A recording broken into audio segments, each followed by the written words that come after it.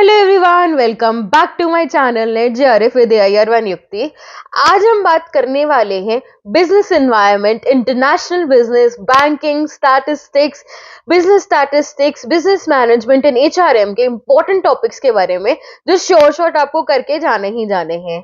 ये वीडियो हमारी most important topic series की लास्ट वीडियो रहेगी एंड इसमें आपको सारे टॉपिक्स मिल जाएंगे रिमेनिंग यूनिट्स के। मेक श्योर आप इन टॉपिक्स को जरूर पढ़ के जाएं। So let's begin.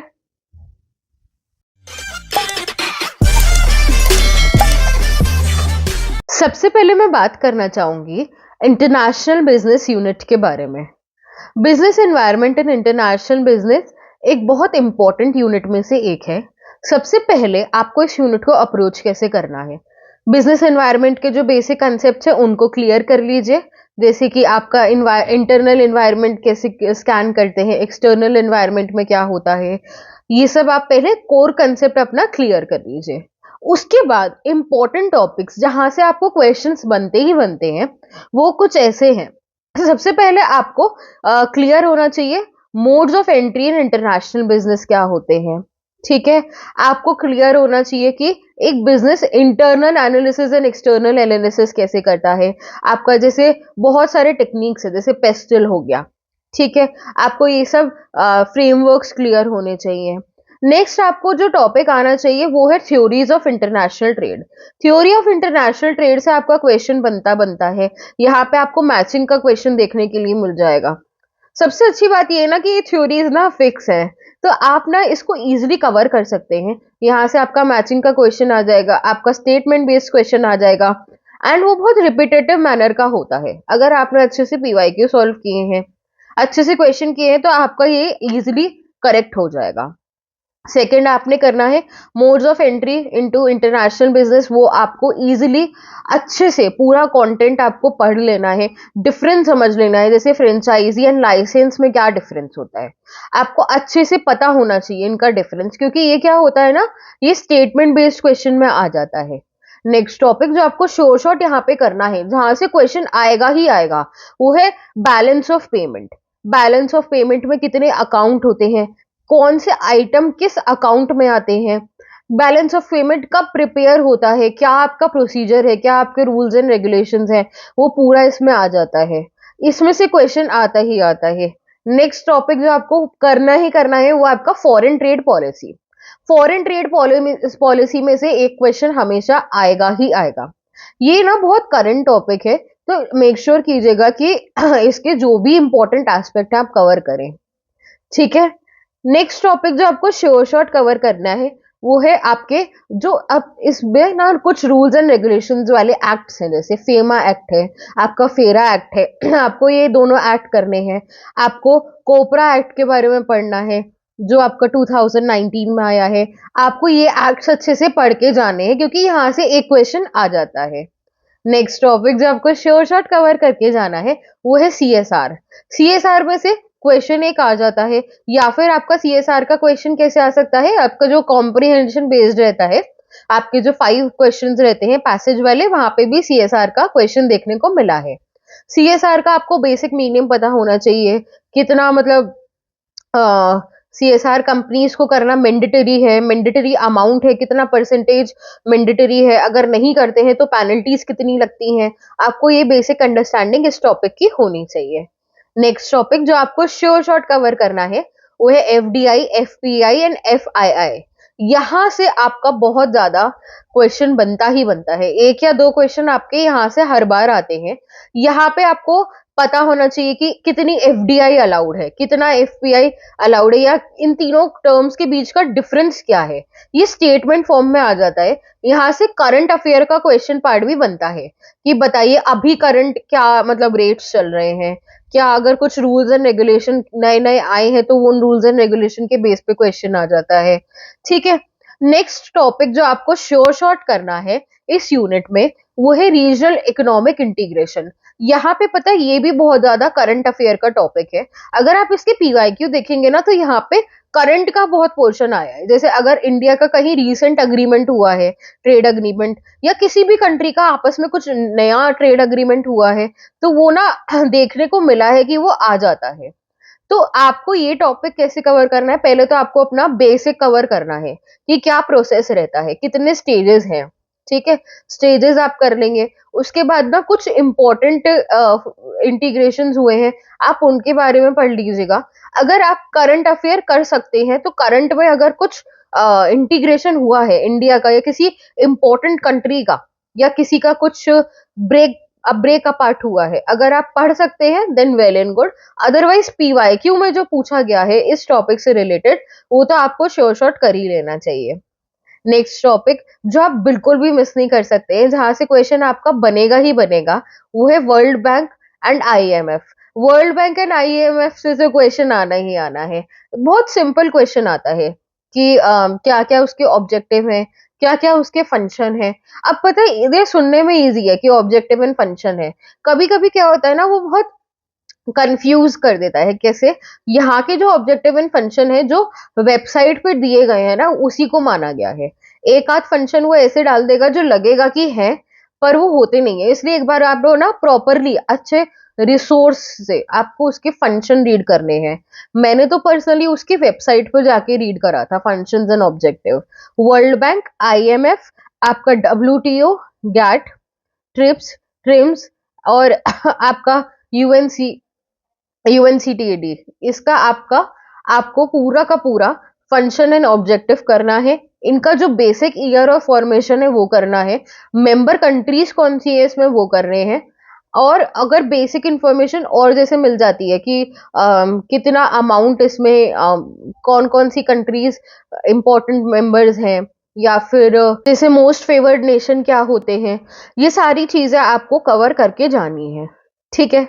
ये कुछ इंपॉर्टेंट टॉपिक्स थे from our first unit business environment and international business. Next अगर हम बात करें तो हमारा नेक्स्ट यूनिट है बिजनेस स्टैटिस्टिक्स। बिजनेस स्टैटिस्टिक्स एक बहुत ज्यादा इंपॉर्टेंट यूनिट है। यहाँ से जो क्वेश्चन आते हैं वो आपके ना, अगर आपको एक बार इस सब्जेक्ट की अंडरस्टैंडिंग हो गई तो आप बहुत इजीली क्वेश्चंस कर लेंगे, ठीक है। आपको इसके प्रॉपर्टीज, फॉर्मूलाज, आपके जो फीचर्स हैं, प्रॉपर्टीज मेनली आपको बहुत अच्छे से आनी चाहिए। फंक्शंस, अजम्पशंस, ये सब आते आते हैं। ये ना बहुत ज्यादा टेक्निकल क्वेश्चंस नहीं बनते हैं, अगर आपने बेसिकली पूरा कवर कर लिया ना तो बहुत अच्छा है। वैसे तो ना मैं सजेस्ट करूंगी कि बिजनेस स्टैटिस्टिक्स यूनिट का आप पूरा पढ़ के जाइए, क्योंकि ना अगर आपने पूरा नहीं पढ़ा ना तो आपको ना एक सॉर्ट ऑफ कंफ्यूजन क्रिएट हो सकता है आगे। जैसे अगर मैं एग्जांपल दूं, तो अगर मैं आपसे कहूं कि कोरिलेशन मत पढ़िए, रिग्रेशन पहले पढ़ लीजिए, तो आप एक अंडरस्टैंडिंग डेवलप नहीं कर पाएंगे।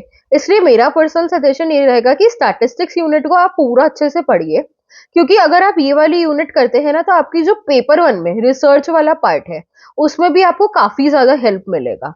उसका भी आपको ना एडवांटेज मिलेगा, आपके दो यूनिट स्ट्रांग हो जाएंगी। एक उधर आप पेपर वन वाला रिसर्च पोर्शन इजिली अटेम्प्ट कर पाएंगे एंड इधर वाला भी आप इजिली अटेम्प्ट कर पाएंगे।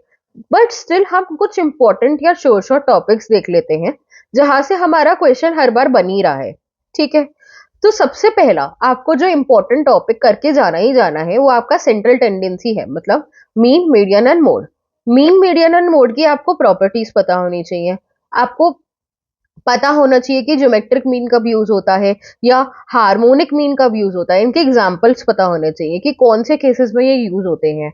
आपको इनके फॉर्मूला पता होने चाहिए, क्योंकि ना कभी अभी रिसेंटली में ही बेसिक बेसिक ना छोटे मोटे न्यूमेरिकल वो पूछ लेते हैं, तो आपको वो छोटे मोटे न्यूमेरिकल भी सॉल्व करने आने चाहिए। हार्मोनिक मीन का फॉर्मूला आपको अभी जैसे जून 2024 में ही आया था हार्मोनिक मीन का क्वेश्चन, या पॉइजन डिस्ट्रीब्यूशन का भी क्वेश्चन आया था न्यूमेरिकल में। तो आपको ना इनके फॉर्मूलाज याद करने पड़ेंगे, आपको इनके अजम्पशंस याद करने पड़ेंगे कि क्या क्या अजम्पशंस है इनके सिनेरियो में, ठीक है। नेक्स्ट टॉपिक जो आपको श्योर शॉर्ट करके जाना है वो है आपका डिस्पर्जन, स्क्यूनेस एंड कर्टोसिस। यहां से आपका क्वेश्चन आ जाता है, आपको पता होना चाहिए कौन कौन से मेथड्स हैं।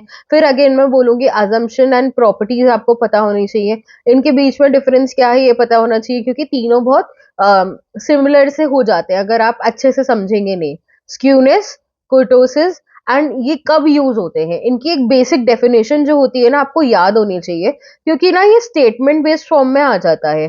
तो स्टेटमेंट बेस्ड फॉर्म में जब ये आता है ना तो एनटी आपको कंफ्यूज करने की कोशिश करता है।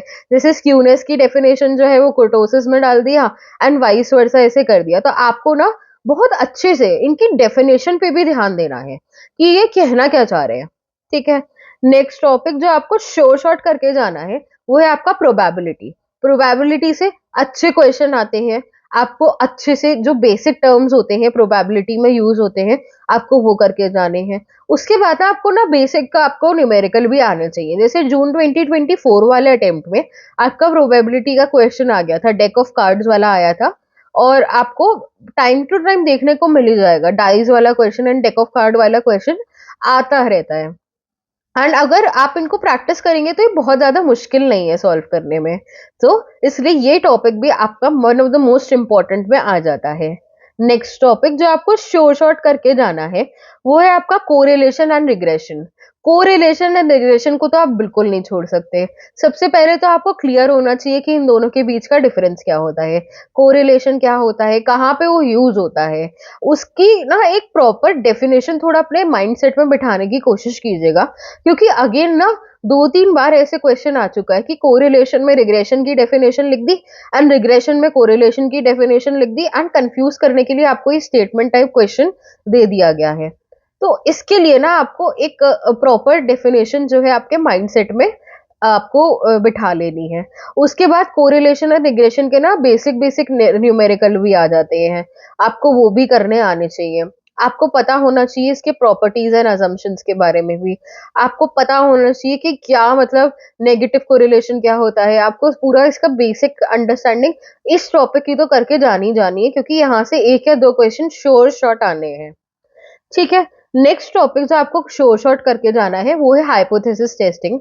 हाइपोथेसिस टेस्टिंग का क्वेश्चन आपको आना ही आना है। जैसे आपका टी टेस्ट हो गया, जेड टेस्ट हो गया, एफ टेस्ट हो गया, जिसको हम बोल सकते हैं parametric and non parametric test जो होते हैं, आपको वो करके जाने ही जाने हैं, क्योंकि यहाँ से आपका एक या दो क्वेश्चन श्योर आना है। आपका अनोवा हो गया। अब क्वेश्चन कैसे आएगा, या तो ना आपको इनके बेसिक एक्सप्लेनेशन दिया होगा मैचिंग के फॉर्म में, आपको 4 मैचिंग दी होगी, जैसे ANOVA, Z test, F test, ऐसे करके ना आपको मैच करना होगा। या पता है स्टेटमेंट बेस्ड क्वेश्चन भी आ सकता है, कैसे कि 4 ऑप्शन दिए रहेंगे, आपको बताना होगा कि कौन सा फीचर इसमें टी टेस्ट का है। कि जैसे अगर मैं बोलूं कि सैंपल साइज शुड बी 50 या सैंपल साइज इज स्मॉल, ऐसे करके 4 उन्होंने दे दिया। अब आपको इसमें से क्लासिफाई करना है कि टी टेस्ट के रिगार्डिंग इसमें कौन से सही है या कौन से सही नहीं है। ठीक है, तो ये वाला क्वेश्चन भी इसमें आता आता है। तो ये हाइपोथेसिस मतलब जो आपके parametric and non parametric test है, तो ये तो आपको श्योर शॉट ही करके जाना ही जाना है, कोई स्कोप नहीं है आप ऐसे छोड़ दें। एंड इस टॉपिक को थोड़ा अच्छे से पढ़िएगा, जो भी हर टेस्ट की प्रॉपर्टी होती है, अजम्पशन होता है, उनके फॉर्मूला होते हैं, थोड़े सा अच्छे से उनको याद करके जाइएगा। नेक्स्ट टॉपिक जो आपको शॉर्ट करके जाना है वो है sampling and it's related error. Sampling क्या होती है, probability sampling, non probability sampling, उसके एग्जांपल्स बेस्ड क्वेश्चन आता है। जैसे कि आपको ना सिचुएशन दे दिया जाएगा कि रजत जो है वो डेटा कलेक्ट करना चाहता है एंड उसके जो रिस्पोंडेंट्स हैं वो कैसे हैं, वो डायरेक्ट उसको नहीं मिलेंगे, उसको चेन मेथड से फॉलो करना होगा। तो बताइए कौन सी टाइप ऑफ सैम्पलिंग है। तो आपको सिचुएशन बेस्ड क्वेश्चन बहुत ज्यादा देखने के लिए यहाँ पे मिल जाएगा। तो आपको क्या करना होगा, आपको अच्छे से समझना होगा कि इसका एप्लीकेशन कहाँ हो रहा है। ठीक है, तो और आपके सैम्पलिंग एरर से भी क्वेश्चन बहुत ज्यादा आ जाते हैं। सैम्पलिंग एरर से आपका टाइप 1 एरर, आपका टाइप 2 एरर, ये वाले क्वेश्चन बहुत ज्यादा आते हैं। ठीक है, तो ये भी आपको शॉर्ट करके जाना ही जाना है। नेक्स्ट अगर मैं बोलूं तो रिसर्च का जो एरिया है ना, आप रिसर्च नहीं छोड़ सकते हैं। रिसर्च जो आप पेपर 1 के लिए पढ़ रहे हैं वो यहाँ पे भी इक्वली आपकी इंपॉर्टेंट हो जाएगी। इस यूनिट से आपके न्यूमेरिकल आपको पता ही है बनते हैं, जैसे कोएफिशिएंट निकालने को आ जाता है। इस वाले अटेम्प्ट में बहुत ज्यादा ट्रेंडिंग में रहा था। तो आपको ये बेसिक बेसिक ना अगर आपको दिख रहा है पीवाईक्यू में कि पहले इस टॉपिक पे न्यूमेरिकल आ चुका है, तो आपको ये न्यूमेरिकल भी इसके सॉल्व करके जाने ही जाने होंगे। ठीक है, तो ये हमारे कुछ शॉर्ट टॉपिक्स थे स्टैटिस्टिक्स यूनिट के। नेक्स्ट अगर हम बात करें, हमारी नेक्स्ट यूनिट है business management and HRM. Business management and HRM बहुत ज्यादा वाइड यूनिट है। ठीक है, बहुत वाइड यूनिट है। यहाँ से ना आपके क्वेश्चंस ना कुछ फिक्स नहीं है। नया पोर्शन आपको यहाँ पे श्योरली देखने को मिलेगा। अगर 10 क्वेश्चन आ रहे हैं तो मान लीजिए कि 3 क्वेश्चन तो इसमें किसी न्यू कंसेप्ट से आए रहेंगे। तो आप कोशिश कीजिए कि जो 10 में से 7 क्वेश्चन है मैं इनको तो सही कर लूं। अब इनको सही करने का तरीका क्या है? आपको तो इस यूनिट को भूल कर भी पीवाईक्यू छोड़ के नहीं जाने हैं। अब आप जिनके इस यूनिट में ना आपके क्वेश्चंस थोड़े वैसे बनते हैं, जैसे प्रोसेस बेस्ड बन जाते हैं एंड बहुत ट्रिकी ट्रिकी बनते हैं। आपको इनकी प्रैक्टिस करनी होगी। जब ना आप प्रैक्टिस करोगे ना तो आपको करना आ जाएगा। आपको एनटीए की वर्डिंग समझ में आने लगेगी। आपको समझ में आ जाएगा कि एनटीए का ना मतलब क्वेश्चन का आंसर चूज करने का तरीका क्या है। तो मुझे तो बहुत ज्यादा हेल्प मिली थी। मैंने तो बहुत क्वेश्चन प्रैक्टिस करा है बिजनेस मैनेजमेंट एंड एचआरएम का, क्योंकि ये एनटीए की थिंकिंग को समझना इस यूनिट के लिए बहुत ज्यादा जरूरी है। और वो थिंकिंग हम कैसे समझ पाएंगे, वो मेरे बताने से नहीं आएगी आपको। आप जब खुद प्रैक्टिस करोगे ना, आप खुद स्टेटमेंट पढ़ोगे कि इस सिचुएशन में अच्छा एनटीए ने ये बोला था, ऐसा हुआ था, तो अब आपको ज्यादा आसानी पड़ेगी आइडेंटिफाई करने में। इसलिए इस यूनिट के लिए आपको पीवाईक्यू तो मस्ट ही मस्ट सॉल्व करने ही करने हैं, कोई ऑप्शन नहीं है। अब इंपॉर्टेंट टॉपिक्स के बारे में अगर आ जाए तो बिजनेस मैनेजमेंट में सबसे पहले तो आपको बेसिक्स आपके कवर कर लेने हैं। बेसिक्स कवर करने के बाद जैसे बेसिक में क्या, वो planning, organising, directing, staffing, controlling, ये वाला पोर्शन आपने कवर करना है कि प्लानिंग। अच्छा, इसमें भी ना आपको ना स्टेप्स जो होते हैं वो आने चाहिए कि प्लानिंग के क्या स्टेप्स होते हैं, ऑर्गेनाइजिंग के क्या स्टेप्स होते हैं। आपको स्टेप्स का क्वेश्चन हमेशा से अच्छे से कवर करके जाना ही जाना होगा, क्योंकि स्टेप्स आपको ना आपके आ जाते हैं सीक्वेंस बेस में, कभी कभी वो कंफ्यूज भी कर सकते हैं। इसलिए स्टेप्स एक बार आपको अच्छे से पढ़ लेने हैं। ठीक है, उसके बाद अगर हम देखें तो आपका टाइप्स जो आ जाता है, प्लानिंग के टाइप्स होते हैं, आपको वो कवर करना है। ठीक है, आपने वो कवर कर लिया। उसके बाद बिजनेस मैनेजमेंट में जो एक इम्पॉर्टेंट टॉपिक जो शोर शॉर्ट आया है हर शिफ्ट में, वो है आपका ऑर्गेनाइजेशन स्ट्रक्चर। ऑर्गेनाइजेशन स्ट्रक्चर कितने टाइप के होते हैं, इनके फीचर्स क्या होते हैं। फॉर एग्जाम्पल अगर मैं लूँ लाइन ऑर्गेनाइजेशन, सबसे बेसिक फॉर्म ऑफ ऑर्गेनाइजेशन है।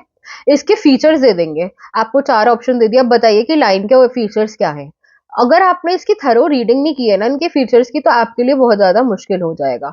आपको सारे ऑर्गेनाइजेशन स्ट्रक्चर के बारे में अच्छे से पढ़ के जाना है, क्योंकि यहाँ से एक क्वेश्चन आपका श्योर शॉट आ जाता है। एक तो एनटीए का फेवरेट मैट्रिक्स ऑर्गेनाइजेशन भी है।